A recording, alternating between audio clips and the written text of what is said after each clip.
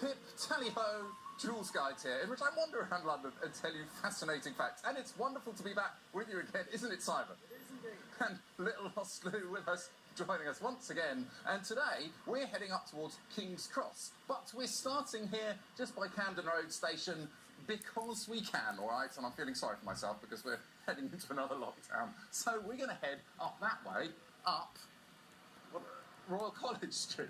Let's go.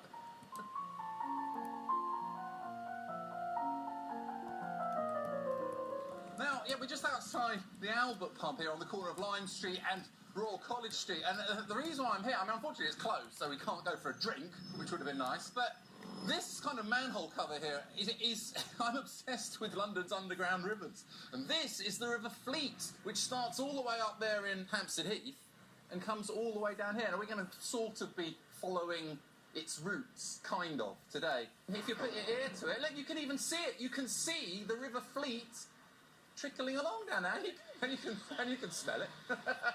Have you dug into the river? Right, all right. No, all right. Yeah, let's hope it doesn't all explode. I think they've turned it into a sewer now. So, It smells like it. yeah, it's pretty gross. But,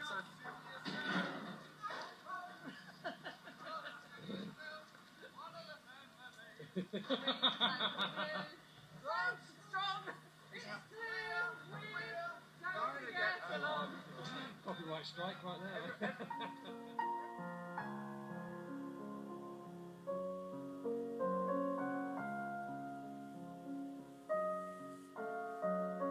This is excellent. This is Royal College Street, and here, this number 8, this is where Arthur Rimbaud, the famous French poet, used to live with Paul Verlaine. In 1872, Verlaine left his wife and his son in order to move in with 17-year-old French poet Arthur Rimbaud. And apparently they were real hellraisers, and they used to head up to Soho, get completely wasted on absinthe and make a nuisance of themselves.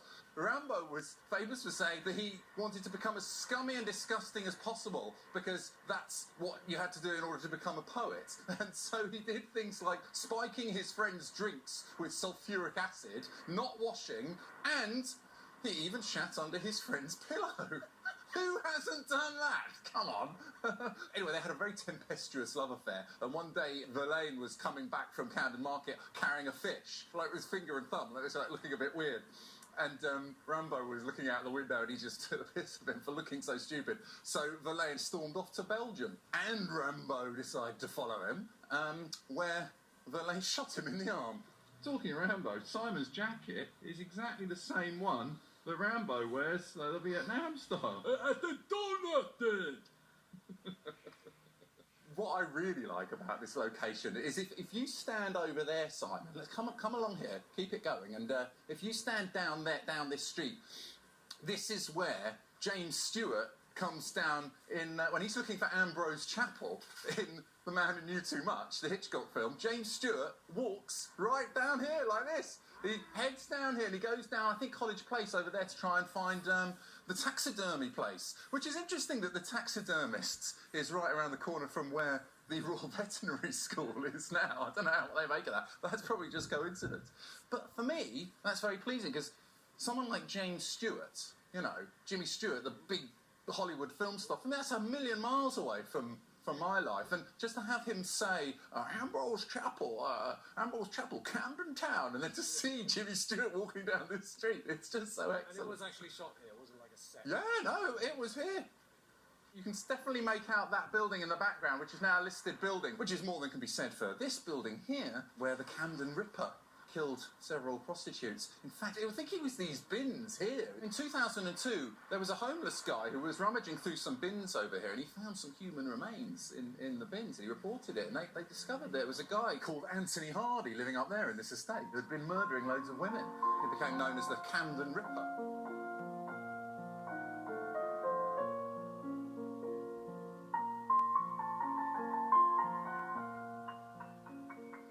But just behind me is St Pancras Hospital, which used to be part of the St Pancras Workhouse, where, in fact, Henry Croft, who invented pearly kings and queens, was born, and I think he died there as well. He started sewing these buttons onto his suit, and it's all something to do with charity. I talk all about it in my Brick Lane video, where I meet a couple of pearly kings and queens.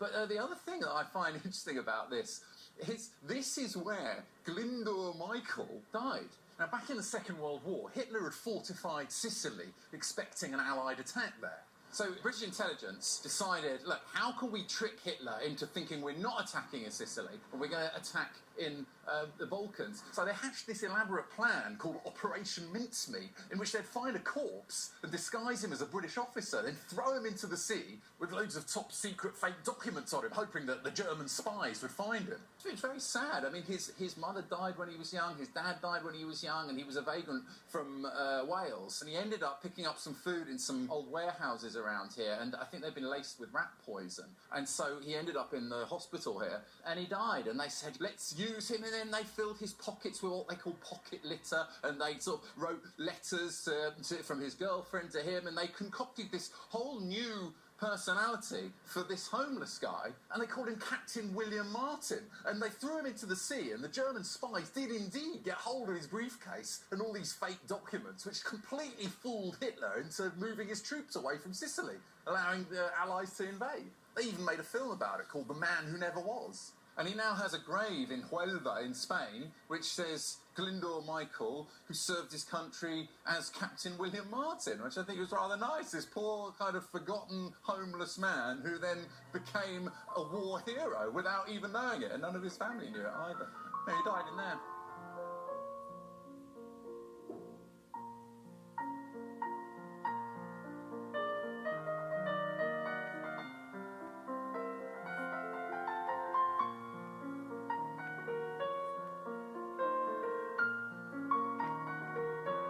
Look at this, the crunch of golden leaves underfoot, conkers, jumpers for goalposts, the Michaelmas term, wet soggy socks slipping down your wellies. I love autumn, don't you, Simon? Love it, mate. So this is St Pancras New Church, and it's one of the most ancient sites of Christian worship in London. There's been a church here since around 300 AD, when the Romans were here. Back in the 4th century, most of England was just pagan, so hadn't really become the official religion, Christianity, and so some of the Romans who were stationed here at the Brill garrison no doubt practiced Christianity. So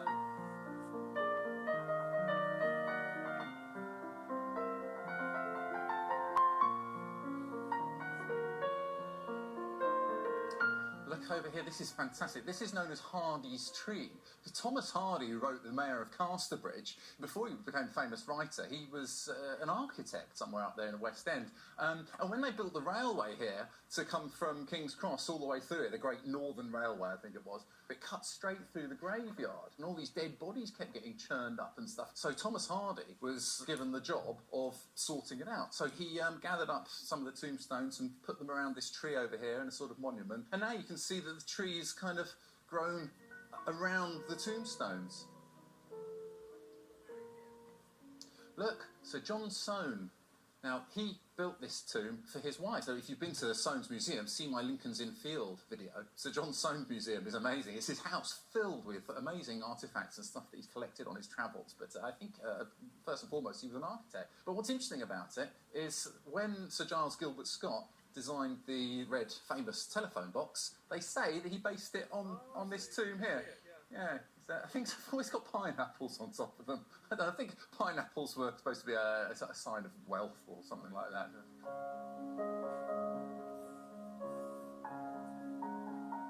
Yeah, Mary Wollstonecraft, the famous advocate of women's rights, is also buried in here, and she's the mother of Mary Shelley. And in fact, funnily enough, it was in here that she was visiting her mother's grave here when Percy Bysshe Shelley fell in love with her. Must be hers. This is her grave. I found it. So this is exactly where Mary Shelley would have been, going like this when Percy Bysshe Shelley walks up and says, "Oh, hello. What's a nice girl like you doing in a place like this?" I mean, who chats someone up in a graveyard? That's got to be. I mean, it works. Don't knock it. I mean, it worked. People have been leaving little things and all sorts here for them. Yeah. It's quite sweet, isn't it? Little tokens. Mary Shelley went on to write Frankenstein, didn't she? Look, Charles Dickens Schoolmaster at Wellington House Academy, Hampstead Road. That'll probably be in the next video. We're going to that place. He didn't like him. Charles Dickens didn't like this fella. It's really nice. You can walk out the back here, head over to this new development behind King's Cross Station, which is, I mean, when I was younger, it was just a complete wasteland around it. Do you remember? Yeah, dude, warehouses. Yeah. This is the Camberley Street Natural Park, which is a beautiful sort of nature reserve, but normally, at the moment they're redoing it all. But it's this quite new bridge. The whole area is completely new. It's amazing because when you watch The Lady Killers, you know, with Peter Sellers and Alec Guinness, it was brilliant. It was on the other day, and it's all around all that chase at the end of it, where they're running away and trying to beat each other up. That's all around this area, around the back of King's Cross Station. Oh, this thing here. This is a water tank. It's the only kind of building that in England that contains water like that. Most water tanks are like on stilts. They're like a tank on stilts. Yeah. It was over there I think it was to cool the steam locomotives or something. But then they moved it to here, which is nice. I'm glad they kept it. Amazing those, aren't they? Look, they're from 1870. The Gas, Light and Coke Company, holding the gas and stuff. I mean, not used anymore. They've turned them into flats. Imagine living in one of those. It'd be tremendous. You can walk here from Camden, where we started, near Camden Road. You could have just walked along the canal to here. It's beautiful. It makes such a difference on a beautiful day. It's a lovely place to come and hang out. Isn't this where, the Pogues are from, like, King's Cross, aren't they? Well, Shane MacGowan formed the band with the others in King's Cross, founded in King's Cross. Are these the Gasworks Hall? No, you're in McCall Road. I met my love by the Gasworks wall. Dream the dream by the old canal. I kiss my girl by the factory wall. Dirty old town, dirty old town. That building there is now part of St Martin's School of Art. It's like the Central St Martin's. It's really beautiful. I wish I got to study at a place like that. I'm so jealous.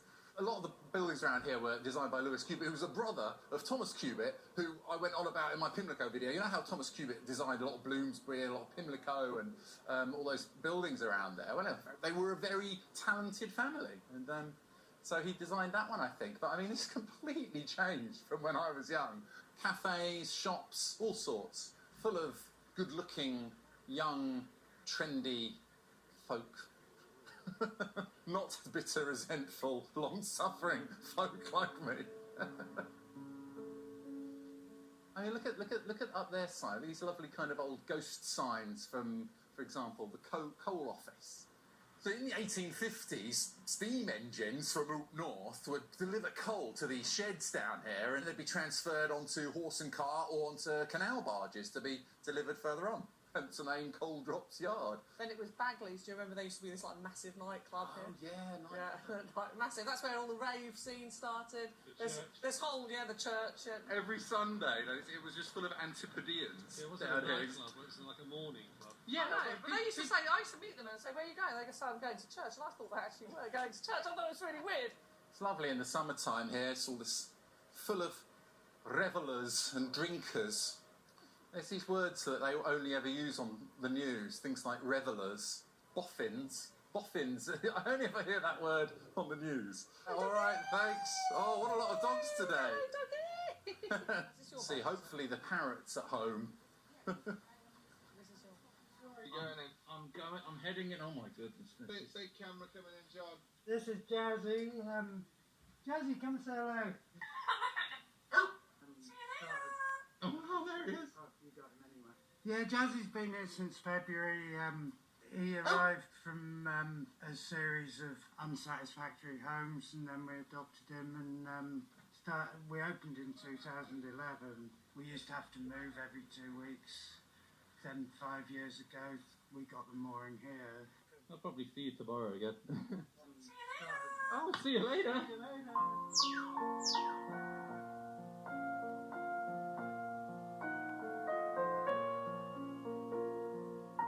Crocodile Dundee yesterday. He was the same age when he made that. as I am now. It's just kind of like, oh my god. It's amazing, isn't it? He And looks so good. He's 81 now, Paul Hogan. It's amazing. It's such a ridiculous film. It should be called An Australian Visits America. This is where they had a walkabout. Somewhere along, I think it was along here. The walkabout was like the Star of Kings, isn't it? That's what. Yeah, that's right. downstairs. They would just get drunk all day on a Sunday and then come down to Covent Garden to the other walkabout down there and get drunk for the rest of the day. I used to think that was a really crazy thing to do, to get drunk in the morning, but now it's just normal.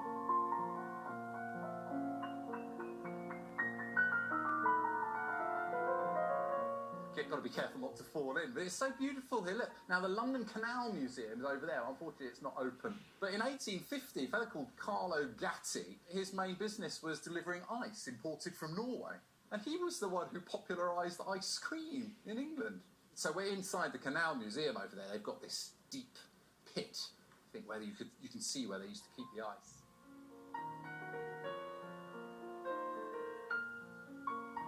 Amazing, Julian. It's like a whole new town from when I used to live here. And the people who go to that art school over there, the new students, they would never know. It would actually just be prostitutes. Yes, Okay. quite famous for prostitutes. You know, when we were growing up, there was this graffiti on the wall that said DPP crawled here, because in 1991, Sir Alan Green, who was the Director of Public Prosecutions, he resigned after he was seen cavorting with prostitutes down here.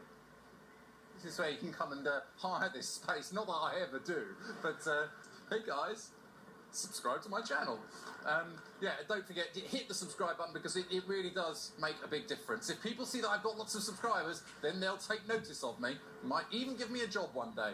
And the other thing to remember, let's go this way, is please to follow me on Instagram, @JulesGuidesOfficial, because my old one got deleted, so @JulesGuidesOfficial. Now, just over there is St Pancras International, where you will arrive if you take the Eurostar from Paris or Brussels. And just coming up here on the left is the German Gymnasium. Back in the 1860s, there were quite a lot of German immigrants in London, and they paid to have this gymnasium built so you could practice sword-wielding, club swinging and all sorts of stuff. But unfortunately, around 1914, I believe it might have been part of the Trading with the Enemy Act, they ended up all having to move back to Germany, and they became less popular. So now it's a beautiful restaurant stroke bar. We're not going to carry on because it looks like we're getting moved by these security guards or something. Do you have a permit? Because you're filming. This is all private property. Oh, right, it's only a YouTube video. Yeah, again, you need permission. What, you can't even phone on your mobile phone down there? No, you can do your mobile, but that's a professional camera. What difference does it make? It's private property, madam. Yeah, but what's the difference between a mobile phone and that camera? I just wanted Let you to know know. you're being recorded. Yeah, that's okay, I'm just asking you what the difference is. Yeah, at the end of the day, it's done. Some nonsense about my camera being too professional, even though I've seen people with phones that take much better video than my camera. Anyway, I'll stop moaning. You see the Great Northern Hotel here? It was built in 1854, also by Lewis Cubitt, to accommodate the passengers arriving into King's Cross. You see how it's curved? Remember when we started, we saw the River Fleet? This hotel was built on a curve in order to run along the bank of the River Fleet that goes underneath here. Remarkable. It wasn't all that long ago that there was a river here. That's I mean, crazy. but not long after the river got turned into a sewer, but they weren't. Yes, King's Cross Station, they say that Queen Boadicea is buried underneath one of the platforms here, platform 10 I think. But that could just be bollocks, and probably is. But it's called King's Cross because there used to be a statue of King George IV, you know, Hugh Laurie from Blackadder. There was a statue of him here at the Crossroads in the 1830s, around then. Anyway, it only lasted for about 15 years or so, because he wasn't very popular. So they knocked it down, but the name stuck, which is King's Cross. The cross where the king was. Lewis Cubitt, that bloke again, he designed this beautiful shed, which still remains. And don't forget to watch my Harry Potter film. I'm not going to go over it all over again, but of course you can go and have your photo taken entering platform 9 3/4 here, because this is where the Hogwarts Express leaves from. You see that lighthouse over there? It's always been a bit of a mystery to everybody. Funny that no one really knows what it is. They say that there was some oyster shop there. Oysters were very popular, even for poor people, back in the 19th century, and they say that that's possibly was a gimmick to advertise the oyster company.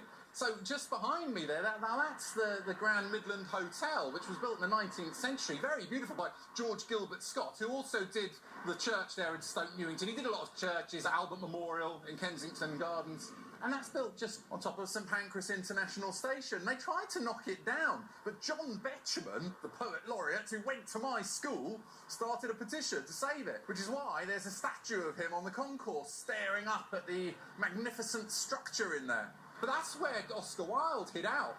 You know, the Marquis of Queensberry accused Oscar Wilde of being opposing sodomites because he was having an affair with his son. He'd sent out his thugs to go and find Oscar Wilde, and he was in there, but the owner of the hotel didn't like these thugs coming around, so he booted him out.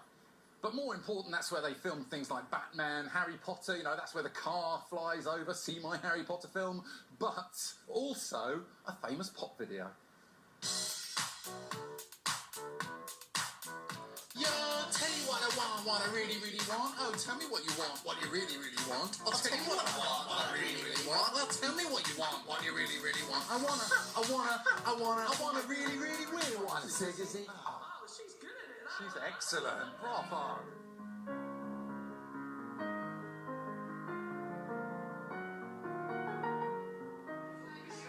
Hi. He recognised... Huh? He recognised me off my videos from YouTube. So she watches them as well. Look at that. Really? Who's the bride? Which one's that? Oh, it's you. That's so Happy nice. getting married. Congratulations. Do you like having the Queen there looking at you? She's very intense, but she's very glamorous, so we're channeling her. Let me just film a bit. Oh, the marital suite. She's going to be having some fun in this thing later on. Wow, look at I can't that. believe we gate crashed someone's wedding. It's amazing. Thanks, everyone. Have a good wedding. Have a wonderful wedding.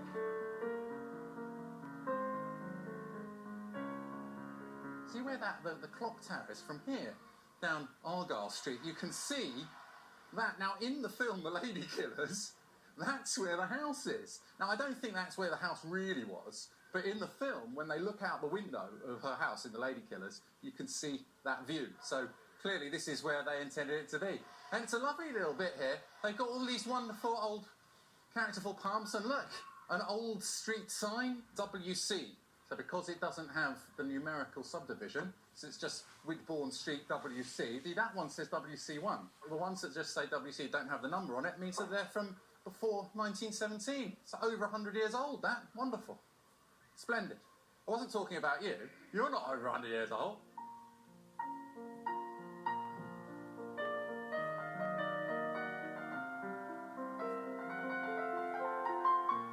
Cheers, Simon. Cheers, everybody. Thanks for watching. Don't forget to hit the subscribe button and also have a look at some of my other videos. I've got lots of videos all about London. And don't forget to follow me on my Instagram, which is @JulesGuidesOfficial. See you next time. Cheers.